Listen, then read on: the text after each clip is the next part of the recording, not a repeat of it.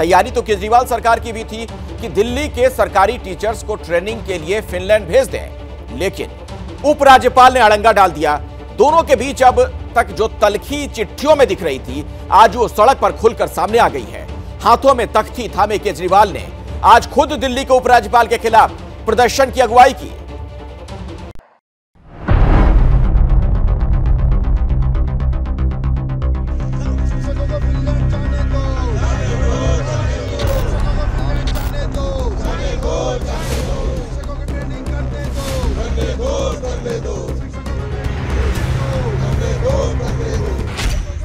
मोर्चा उपराज्यपाल के खिलाफ और उसकी अगुवाई खुद दिल्ली के मुख्यमंत्री अरविंद केजरीवाल ने की।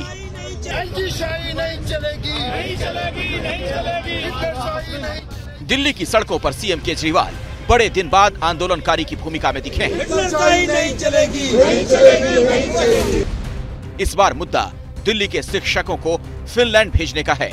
निशाने पर हैं एलजी। केजरीवाल सरकार का कहना है उसने अपने शिक्षा मॉडल को और बेहतर बनाने के लिए सरकारी स्कूलों के शिक्षकों के लिए फिनलैंड में ट्रेनिंग का प्रोग्राम तैयार किया था। इन शिक्षकों को फिनलैंड की जेस्कायला यूनिवर्सिटी में 5 दिनों की ट्रेनिंग दी जानी थी। जेस्कायला यूनिवर्सिटी दुनिया की टॉप 40 यूनिवर्सिटी में से एक है। दिसंबर 2022 और मार्च 2023 के बीच 2 ग्रुप में शिक्षकों को फिनलैंड भेजा जाना था। आरोप यह है कि एलजी ने इसमें रोड़ा अटका दिया। एलजी साहब ने ऑर्डर कर दिया कि ये फिनलैंड नहीं जाएंगे और देखो अगर इनको इंडिया में ही कहीं ट्रेनिंग करा दो।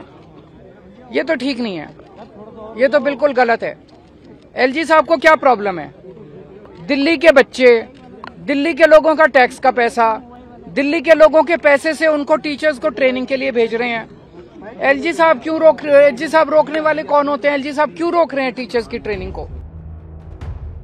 दिल्ली सरकार पहले भी शिक्षकों को ट्रेनिंग के लिए विदेश भेज चुकी है।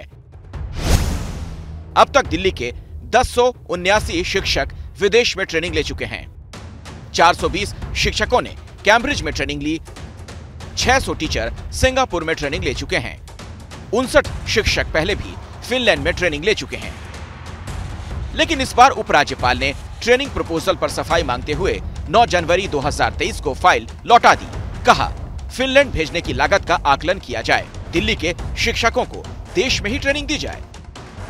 क्या अधिकार है एलजी साहब के पास दिल्ली के सरकारी स्कूल की टीचर्स ट्रेनिंग रोकने का, जब संविधान पीठ ने कहा है कि land, law and order and police के अलावा बाकी सारे मुद्दों पर एड एंड एडवाइस कैबिनेट की बाइंडिंग है, तो वो किस आधार पर रोक रहे हैं?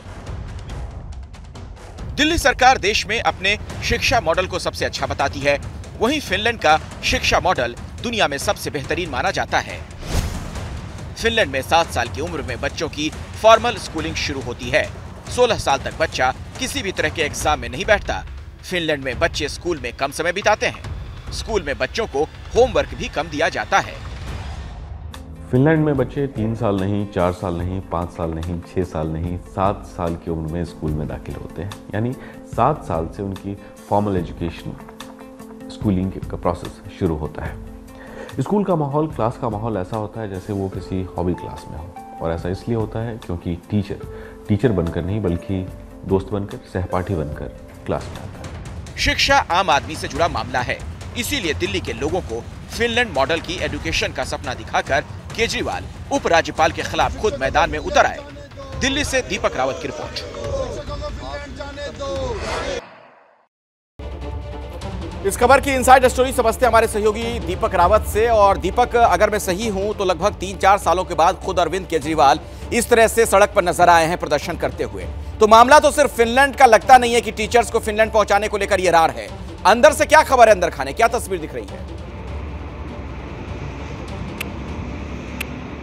जी अखिलेश, बिल्कुल आप सही बात कह रहे हैं कि बहुत सालों बाद इस तरीके से दिल्ली के मुख्यमंत्री अरविंद केजरीवाल खासतौर पर मुख्यमंत्री बनने के बाद सड़क पर उतरे हैं। इससे पहले सीसीटीवी के मुद्दे पर उतरे थे, लेकिन सीधे तौर पर मैसेज सिर्फ फिनलैंड टीचर्स को भेजने को लेकर नहीं है। मैसेज ये देना है लोगों को कि एलजी जो नए आए हैं विनय कुमार सक्सेना, वो दिल्ली में कोई भी काम नहीं होने देना चाहते हैं। ये अरविंद केजरीवाल की तरफ से कहा जा रहा है। सीधे तौर पर अरविंद केजरीवाल ये समझ रहे हैं कि अब जब चुनाव आएंगे दिल्ली में विधानसभा के या किसी दूसरे राज्यों में, जहां पर वो शिक्षा और स्वास्थ्य का मॉडल लेकर जाएंगे, करेंगे। और जब उनसे सवाल पूछा जाएगा कि दिल्ली में काम क्यों नहीं हो रहा, तो ये बता सके कि दिल्ली में जो उपराज्यपाल बैठे हैं वो उनको काम नहीं करने देना चाहते। ये वजह कि आज खुद वो तख्ती लेकर दिल्ली की सड़कों पर घूमते नजर आए और ये मैसेज पहुंचाने की कोशिश करते रहे कि उपराज्यपाल विनय कुमार सक्सेना, चाहे वो नई शराब नीति हो, चाहे टीचर्स को ट्रेनिंग की बात हो, या फिर योगा क्लासेस बंद करने की बात हो, मोहल्ला क्लिनिक को बंद करने की बात हो, वो तमाम मुद्दों को लेकर चल रहे हैं। तो साफ तौर पर ये लड़ाई लगातार बढ़ती जा रही है अखिलेश, और ये लड़ाई।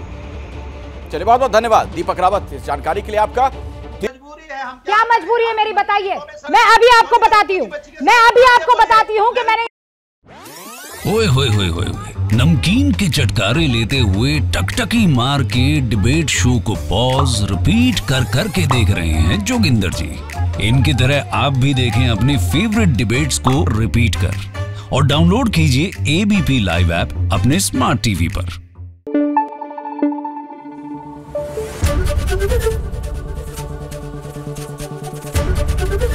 एबीपी न्यूज आपको रखे आगे।